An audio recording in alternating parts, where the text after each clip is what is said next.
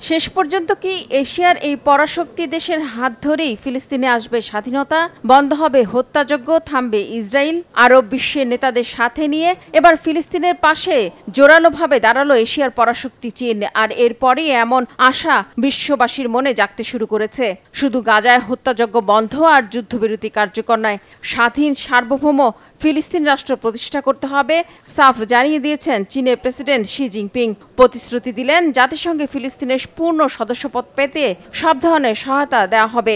ইসরায়েলের প্রতি হুঁশিয়ারি উচ্চারণ করে তিনি পরিষ্কার ভাষায় জানিয়ে দেন, অনির্দিষ্টকালের জন্য কোনো যুদ্ধ চলতে পারে না, ন্যায় বিচার স্থায়ীভাবে অনুপস্থিত থাকতে পারে না। দুই রাষ্ট্রের ভিত্তিতেই ফিলিস্তিন সংকটের স্থায়ী সমাধানের উপর জোর দেন তিনি। গেল অক্টোবর থেকে ফিলিস্তিনে চলছে ইসরায়েল হামলা, যা মারাত্মকভাবে বৃদ্ধি পেয়েছে। গাজাবাসী প্রচণ্ড দুর্ভোগের মধ্যে রয়েছে। যুদ্ধ অনির্দিষ্টকালের জন্য চালিয়ে যাওয়া উচিত নয়, ন্যায় বিচার চিরকালের জন্য অনুপস্থিত থাকা উচিত নয়। দ্বিরাষ্ট্র সমাধানের প্রতিশ্রুতিকে ইচ্ছাকৃতভাবে নড়বড়ে করা উচিত নয়।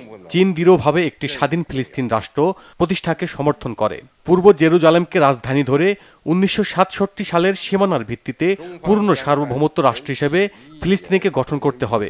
চীন জাতিসংঘে ফিলিস্তিনের পূর্ণ সদস্যপদকেও সমর্থন করে।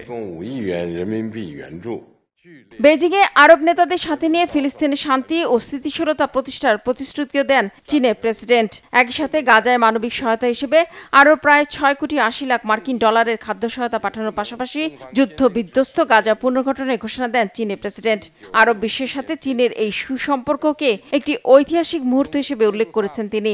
এদিকে জাতিসংঘের নিরাপত্তা পরিষদে এক বৈঠকে রাফায় শরণার্থী শিবিরে বিমান হামলা চালিয়ে অন্তত 45 ফিলিস্তিনিকে হত্যার জন্য ইসরায়েলের তীব্র নিন্দা জানান চীনের দূত।